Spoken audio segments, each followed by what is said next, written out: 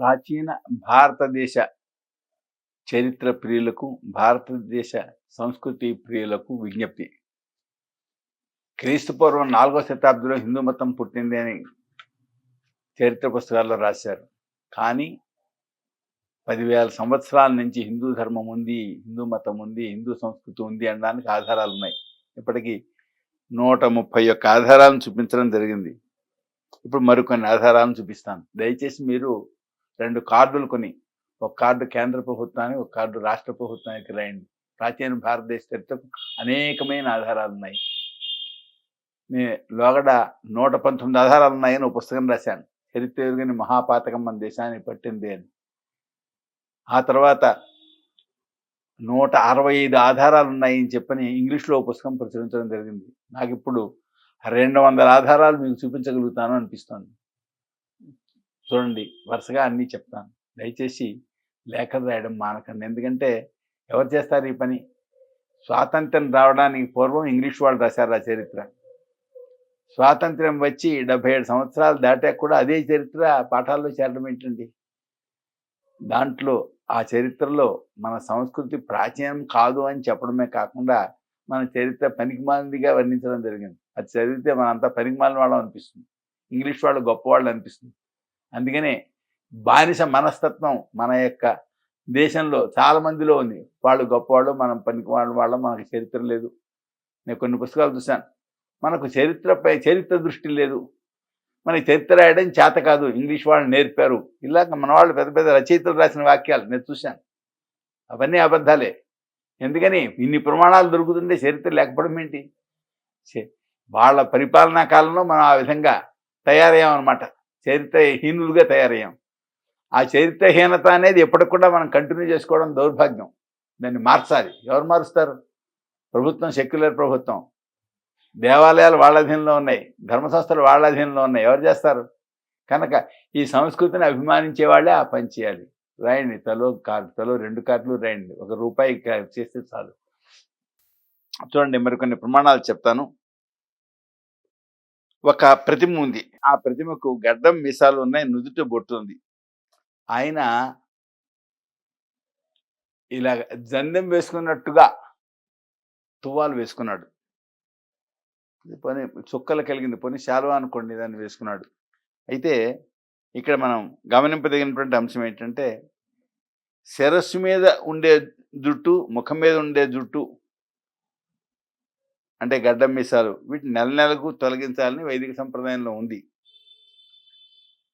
కేశాలని, శ్మశ్రువుల్ని వపనం చేయాలి, గోళ్ళు తీసుకోవాలి అని ఎక్కడుంది? తైత్తిరీయ సంహితలో ఉంది. మరి ఇక్కడ తీయలేదు కదా అంటే, కొన్ని సందర్భాల్లో కొంతకాలం వరకు జుట్టును, గడ్డం మీసాలను తీయకూడదు అనే మాట ఉంది. కోర్ధం వివాహాత్ పుత్రస్య తథా చ వ్రతబంధనాత్ ఆత్మనో ముండనైవ వర్షం వర్షార్థమేవచ. పిల్లవాడికి పెళ్ళైన తర్వాత, పిల్లవాడికి ఒడుగు చేసిన తర్వాత తాను జుట్టును తొలగించకూడదు. ఎంతకాలం? పెళ్లి చేసిన తర్వాత సంవత్సర కాలం తొలగించకూడదు. ఉపనయనం చేసిన తర్వాత అర్ధ సంవత్సరం, 6 నెలలు జుట్టు తొలగించకూడదు. తండ్రి ధర్మసింధుసారంలో 3వ పరిచ్ఛేదంలో రాశారు. ఏమండి, దీక్ష తీసుకున్న వాళ్ళు దీక్ష మధ్యలో గడ్డం మీసాలు తొలగించకూడదు. అన్నీ అందరికీ తెలిసినవే అంటారు, చెప్తాను. తెలిసినవే, కానీ హరప్పా సంస్కృతిలో ఈ ముద్రికకు మన ఆచారానికి సంబంధం తెలియాలి కదా. ముద్రిక అలా ఉందనే తెలియదు. అక్కడ గడ్డం మనిషి అని రాస్తారు. గడ్డం మనుషులు చాలామంది ఉంటారు. ఏమండి, ఇక్కడ విశేషం ఏంటంటే, ఆ దీక్షలో ఉండేవాళ్ళు జుట్టు తొలగించకూడదు. అందుకని ఇప్పుడు అయ్యప్ప స్వామి దీక్ష తీసుకున్న వాళ్ళు జుట్టు తొలగించరు. ఏమండి, ఇతని నుదుట ఎత్తుగా బొట్టులా కనబడుతోంది.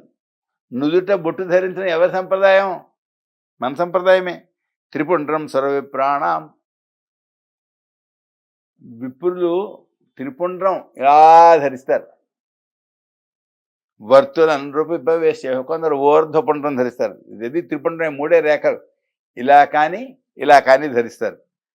వర్తులు అనురూప వేసేయో. ఇంకా నృపులు, వైశ్యులు వర్తులంగా, గుండ్రంగా ధరిస్తారు. ధరించాలి, శాస్త్రం చెప్పింది. అర్ధచంద్రంతో శూద్రాణం, శూద్రులు అర్ధచంద్రాకారంగా ధరించాలి. అన్యేషాం ఊర్ధ్వపుండ్రకం, కొందరు ఊర్ధ్వపుండ్రకం ధరిస్తారు ఇతరులు. ఇలాగ ఇక్కడ ధర్మ ప్రవృత్తిలో త్రిపుండ్రధారణం, ఊర్ధ్వపుండ్రధారణం, అంతేకాకుండా వర్తుల పుండ్రధారణం, అర్ధచంద్రాకారమైన బొట్టును ధరించడం, ఇన్ని చెప్పాడండి. పూర్వం ధరించేవాళ్ళు. పూర్వం ఈ విధంగా తిలకధారణం అనేది ఉండేది. ఈ బొట్టును చూసి ఈయన ఆనాటి మత గురువు అని చరిత్రకారులు ఊహించారు. ఆనాడు మతం ఉంది, ఆ మతంలో గురువు ఉన్నాడు. ఈ మాట తరతరాల భారత చరిత్రలోనే రొమిల్లా థాపర్ రాశారు.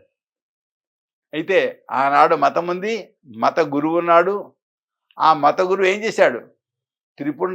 ఆయన తిలకాన్ని ధరించాడు, వర్తుల పుండ్రాన్ని ధరించాడు. అంతేకాదు, గుండ్రని 3 దళాల పుష్పాలు శిల్పించిన ఉత్తరీయాన్ని ధరించాడు. ఆయన ఇలా వేసుకున్నాడు, పమిటి వేసుకున్నట్టుగా వేసుకున్నాడు. ఈ ఉత్తరీధారణం వేదం చెప్పింది. అజినాన్ని కానీ, అంటే కృష్ణాజినం కానీ, వస్త్రం కానీ ఇలాగా భుజంపై వేలాడేలా వేసుకోవాలి. కుడిచే ఇలా పైకి ఉండాలి, ఎడమ చేతిపైదిగా అది రావాలి. అది యజ్ఞోపవీతం వల్లే ధరించాలి. వస్త్రం, యజ్ఞోపవీతం ఒకలాగే ధరిస్తారు. అయితే పితృదేవతలకు సంబంధించిన పనులు చేసేటప్పుడు ఈ భుజం మించి, ఎడం భుజం మించి ఇలా కిందికి పెడుతుంది, ఇలా వేసుకుంటారు. పితృకర్మల్లో, దేవతలకు సంబంధించిన కర్మల్లో ఈ ఎడం భుజం మించి ఇలా ఇలా ఇలా వస్తుంది ఆ వస్త్రం. అది నేను మీకు చూపిస్తాను, ఎలా వేసుకుంటారనేది చూపిస్తాను. ఏమండి, అయితే ఇక్కడ ప్రతిమ విషయంలో ఇలా చిత్రం చేశారు. ప్రతిమ ప్రతిబింబం వంటిదే కదా. అద్దంలో మన ముఖం చూసుకుంటే మన ప్రతిబింబం, మనం కుడివైపున భుజంపై ఉత్తరం వేసుకుంటే అది ఎడం వైపున కనపడుతుంది. అక్కడ మనం వేసుకున్న దానికి వ్యతిరేక ధోరణిలో కనపడుతుంది అక్కడ. అందువలన అది ప్రతిమ కనుక ఆ విధంగా కుడివైపు ఉన్నట్టుగా ధరించి ఉండొచ్చు. ఆ కాలంలో అద్దాలు ఉన్నాయి. తరతరాల భారత చరిత్రలో 28 పుటలో రాశారు, ఆనాడు అద్దాలు ఉన్నాయని. కనుక ప్రతిమ అంటే అద్దంలో కనబడే దాని వంటిది కనుక ఆ విధంగా చిత్రించి ఉండవచ్చు. నేను ఇప్పుడు మీకు ఆ ఉపవీతము, ప్రాచీనావీతం, నివీతం అనే వాటిని చూపిస్తానంటే వస్త్రాన్ని ధరించేటువంటి పద్ధతి అన్నమాట. ఈ విధంగా ఉత్తరీయాన్ని ధరించడాన్ని ప్రాచీనావీతము అంటారు. ఇదే